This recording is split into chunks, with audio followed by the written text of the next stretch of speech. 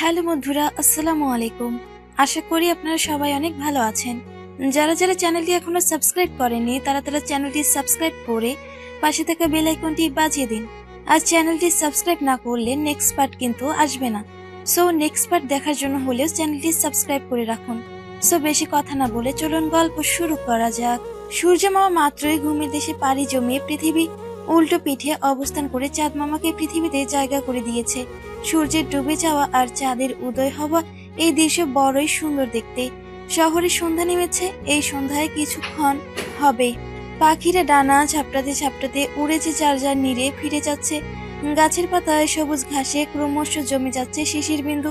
চারিদিকে কৃত্রিম অকৃত্রিম জমছে শিশির বিন্দু, চারিদিকে কৃত্রিম আলো জ্বলজ্বল করছে। প্রকৃতি বিল্ডিং এ জ্বলছে উঠছে আলো সাদা কৃত্রিম বাতিগুলো। রাস্তার রোড লাইটের আলোগুলো চারিদিকে ঝলমল করছে। ঘৃণ্যমান এই সুন্দর সন্ধ্যায় আমাদের কাজিনদের চাঁদের হাট বসেছে।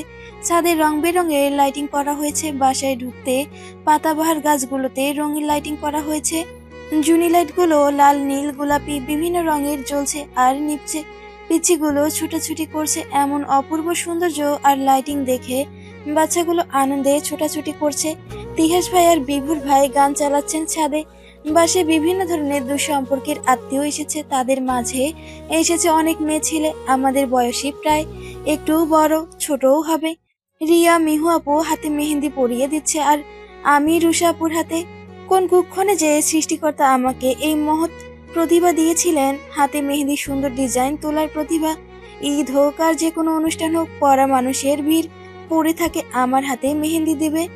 বিভাপুর কয়েকজন বান্ধবীকে মেহেন্দি লাগিয়ে দিয়েছি, এখন রুষা আপুর হাতে মেহেন্দি দিব। আরো কত কত আছে অপেক্ষা করছে। এ বলছে এরপর আমি দিব, ও বলছে আমি দিব। আমি মহাসংকটে, ঘাড় লেগে যাচ্ছে আর একটু বসতে পারছি না, আবার কোমরও প্রচন্ড ব্যথা করছে। বেশ কয়েক মাস আগে হঠাৎ সেন্সলেস হয়ে পড়ে গিয়েছিলাম। কলপাড়ির সেখান থেকে কোমরে একটা হাড় চটে গিয়েছে। বেশ খানিক বসলেই কোমরে ভীষণ পেইন করে। ডাক্তার বলেছে ওষুধ খেতে খেতে একসময় ঠিক হয়ে যাবে। হাতও ব্যথা করছে, সাথে অবশ হয়ে যাচ্ছে। এই মুহূর্তে কেউ যদি আমাকে কোনো কাজে ডেকে নিয়ে উদ্ধার করতো, বেঁচে যেতাম। এতগুলো আত্মীয়ের মুখের উপর বলতেও পারছি না যে আমি আর দিতে পারবো না। জিনিসটা নিজের বিবেকের কাছেই বাধা দিচ্ছে। শান্ত পরিবেশ স্থির করে তুললেন বিভোর ভাই। হঠাৎ অদ্ভুত এক গান চিল্লিয়ে বললেন, ও টুনির মা তোমার টুনি কথা শোনে না, দিনরা শুধু মিস কল মারে কল করে না। টুনি স্কুলে যাইব, টুনি বারান্দায় আইব, টুনির লাইগা আমি নৌকা দাঁড়াইব। সবাই হতবাক এই মারাত্মক গানটা শুনে। সবাই এক প্রকার হুল্লোড় করে ছেড়ে দিল গানটা শুনে। এই মুহূর্তে এই গানটা ছিল মারাত্মক বিনোদনের খোরাক সবার কাছে। রিয়া মেহেদিটা ছুঁড়ে ফেলে দিয়ে বিভুর ভাইয়ের ফোনটা বক্স থেকে গানটা স্টপ করে দিল। এটা কি বিয়ে বাড়ি নাকি বেয়ারা বাড়ি? বিভুর ভাই অবাক হওয়ার মতো একটা ভান করে বললেন, বেয়ারা বাড়িটা আবার কি রিয়া? বেয়ারা মানে যারা পাবলিক বয়ে বেড়ায়। আপনাদের ওই পাড়ায় এক ঘর আদি বেয়ারিরা এখনো বেঁচে আছে, তারা এসব উদ্ভট গান চালায়। বিভুর ভাই অদ্ভুত এক হাসি দিয়ে বললেন, এখানে এই বেয়ারা বাড়ির এক হবু বউ উপস্থিত আছে, এ কারণে গানটা চালালাম আর কি। হোয়াট, বেয়ারা বাড়ির হবু বউকে? বিভুর ভাই একদম উল্টাপাল্টা বলবেন না কিন্তু, ঠিক করে বলুন। এখানে এই যে লিয়াকত বেডের ছেলে আতিক বেডে, ওর বউ আমার একমাত্র দাদার দুই মাত্র ছেলের একমাত্র মেয়ে, মানে আমাদের ফুপু একমাত্র মেয়ের ছোট কাকার বউ আর একমাত্র বড় মেয়ে। ওদের নামের সাথে বটে উপাধিটা বদলে কেউ চেনে না আমাদের। ভাবো রিয়া বাচ্চা বাচ্চা কেমন হবে। আবির ভাইয়া, তিয়াস ভাইয়া, বিভা আপু, মিহু আপু, তুহা আপু সহ সবার প্রচন্ড বিনোদনের সাথে হেসে উঠল। রিয়া খানিকটা ভ্যাপাচাকা খেয়ে বলল, কি বললেন? এত পেঁচিয়ে না বলে সোজাসুজি বলেন, আমি বুঝিনি আপনার কথা। তুহা আপু উঠে গিয়ে বলল, আরে রিয়া বুঝিসনি? তোকেই তো সেই লিয়াকত বেটের ছেলের বউ বলল। ইয়াক রিয়া, তোকে বিভুর ভাই এইভাবে পছালো এতগুলো মানুষের মাঝে? ছিছি, আমার তো মন চাইছে কচু গাছের সাথে গলায় দড়ি দিতে। আমি হলে এত সময় গলায় দড়ি দিয়েই বসে থাকতাম। রিয়া অগ্নি চোখে বিভুরের দিকে তাকিয়ে বলল, শকুনের দোয়ায় কি আর গরু মরে তোহা আপু?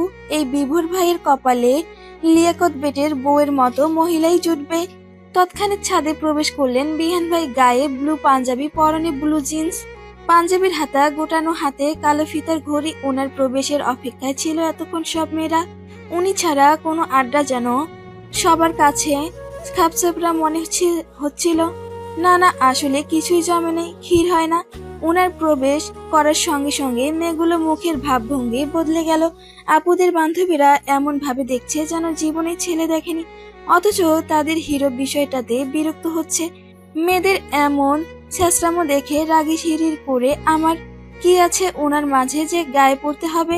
আমার কোনো দোষ ত্রুটি পেলেই উনি বাজে কথা বলবেন তো আর থামবেন না। আর থেকে বেটার মন মেজাজ বাঁচাতে চুপচাপ থাকি। সমস্যা মন থেকে বেঁধে রাখতে পারি না, মন ওনার দিকে ছুটবেই, বারবার চোখ ওনার দিকেই চলে যায়। তাছাড়া ওনাকে আজ এমনিতেই অনেক সুন্দর লাগছে। দীর্ঘদিন পরে পাঞ্জাবিতে দেখলাম ওনাকে। উনি এসে প্যান্টের পকেটে হাত গুজে স্ট্রং হয়ে দাঁড়ালেন। কপালে এক গোছা চুলও পড়ে আছে ওনার।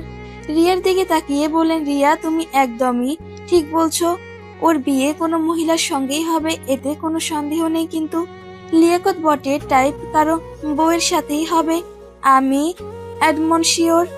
বিহান ভাই আপনিও বলছেন? ও ইয়েস, বিহান ভাই আমাকে সাপোর্ট করছে। সাপোর্ট কেন করব না, আমি সবসময় সত্যের সাথে আছি আর থাকবো। বিভোর ভাই বললেন, বিহান এখানে অনেক মেয়েরা আছে, আমাকে দেখে তারা ক্রাশ খাচ্ছে বলে আমার নামে বদনাম করবি, এটা জানতাম।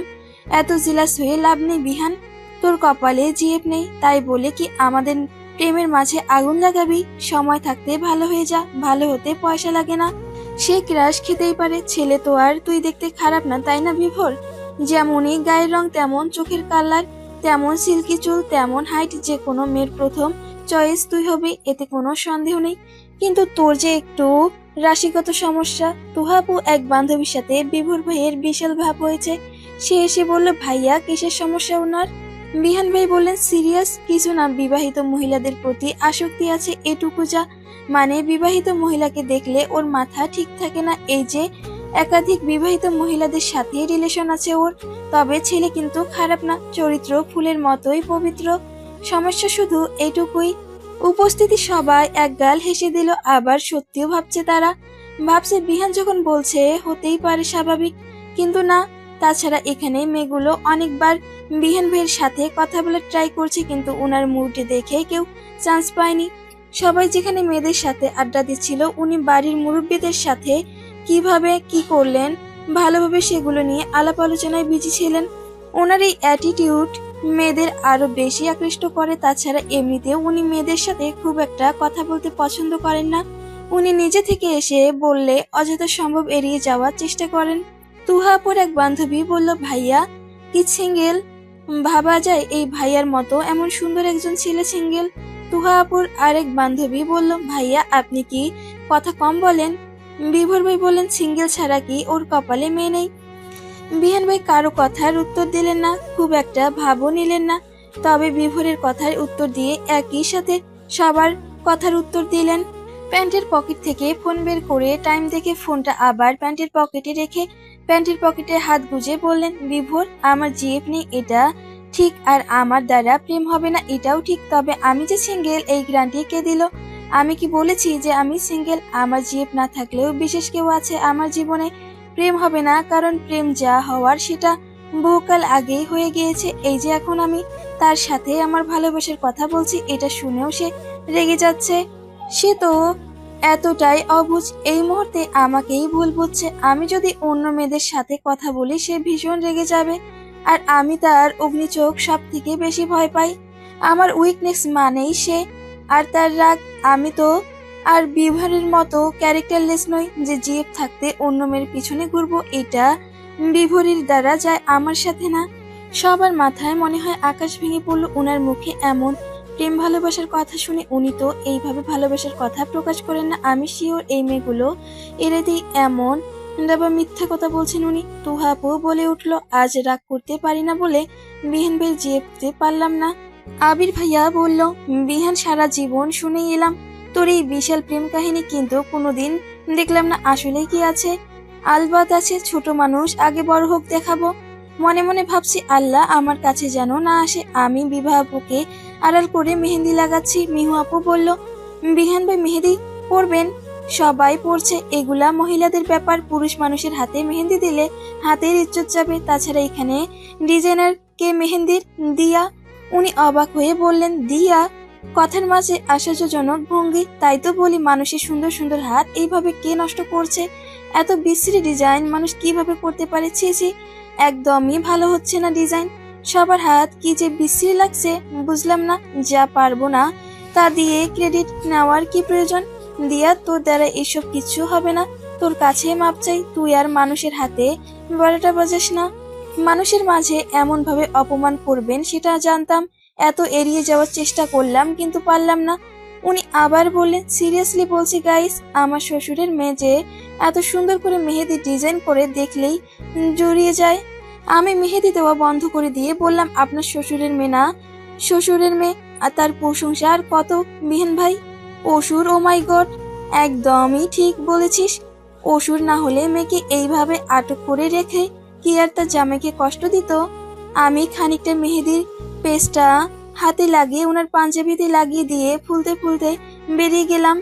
মেহেদির পেস্ট ওনার পাঞ্জাবিতে মুছে ওনাকে ধাক্কা মেরে নিচে চলে এলাম। ওনার পাঞ্জাবিতে মেহেদি লাগিয়ে দেওয়ায় দুঃসাহসে ভরকে গেলে উনি, চোখে মুখে বিষণ্ণ চিহ্ন ওনার। বিভা আপু বলল, বিহান, এভাবে দিয়াকে রাগিয়ে দিলি কেন তুই? সারাক্ষণ তুই দিয়ার পিছু লেগেই থাকিস। মেয়েটা তোর ভয়ে আমাদের বাড়ি যেতেই চায় না, আর তুই ঘুরে ফিরে ওর পিছনেই লেগে থাকিস।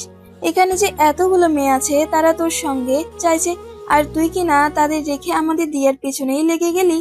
ওনার এক হাত প্যান্টের পকেটে, অন্য হাত ফোন স্ক্রল করছেন আর কপাল কুঁচকে বিবাহপুর কথা শুনছেন। বিভোর ভাই বললেন, বিহান, আজকের দিনও আমাদের দিয়াকে না রাগালে হচ্ছিল না তোর? এখন তো দিয়ার আসবেই না এখানে। উনি কারো কথারই তেমন গুরুত্ব না দিয়ে বলেন, বাচ্চা মানুষ এসব অনুষ্ঠান থেকে কি করবে? ও বরং ঘুমিয়ে যাক নিজের রুমে গিয়ে, সেটাই ভালো হবে। মিহু আপু বলল, বিহান, এইটা কোনো কথা? দিয়া ছাড়া কি অনুষ্ঠানে কোনো আনন্দ পাবো? আপনি কি দিয়াকে ডেকে দিন প্লিজ। উনি একটা বড় শ্বাস টেনে বললেন, আমি বললে কি আর দিয়া আসবে? আমার উপরে খেপে গিয়েছে না? আম্মুর দেওয়া নতুন পাঞ্জাবিটার কি হাল করেছে, আমি গেলে আরো কয়েকশো গুণ রেগে যাবে। এই মুহূর্তে এসে খেপিদের রানী হয়ে বসে আছে। আমি গেলে এই বিয়ে বাড়িতে বোমা বিস্ফোরণ হবে নিশ্চিত। রিয়া বলল, বিহান ভাই, আপনি একমাত্র পাবেন। অন্তত আপনার হুমকি ধমকি শুনে ভয় হলেও দিয়া আসবে। আপনি ছাড়া তো আর কাউকে দিয়া ভয় পায় না বিহান ভাই। আর আপনি শুধু আপনার জিএফকে বড় করতে গিয়ে আমাদের দিয়াকে ছোট করেন কেন? আমাদের দিয়াও কম না কোনো কিছুতে। উনি ফোনটা পকেটে রেখে বলেন, আচ্ছা আমি নিচে গিয়ে দেখি তোমাদের দিয়া ম্যাডামকে এখানে আসেন কিনা। একবার বলবো, আসতে রাজি হলে নিচ থেকে উপরে ছুঁড়ে মারবো। রাগে মনে হচ্ছে সবকিছু ভেঙে ফেলে। মানুষটা অসহ্য হবে কেন? কোনো একটা জঘন্য হবে। কি ক্ষতি করেছি ওনার আমি? কোন কুক্ষেত্রে যে ওনার মতো মামাতো ভাই কপালে জুটেছিল। যতবারই ভাবি উনি যেন আমার সামনে না আসেন, ততবারই আসবেন আর যত প্রকার অপমানজনক কথা আছে সব উনি বলবেন। রাগ সামলাতে দাঁতে দাঁত চেপে দাঁড়িয়ে আছি। মনে মনে ভাবছি, কেউ যদি আমার জীবনে আসতো, আমাকে নিয়ে পালিয়ে যেত, তাহলে তার সাথে পালিয়ে যেতাম শুধুমাত্র ওনার আস্থার থেকে বাঁচার জন্য। বাড়িতে প্রচুর মানুষজন, এর মাঝেই আম্মুর সাথে দেখা। আম্মু আমাকে বলল, দিয়া মেহেন্দি পরানো শেষ?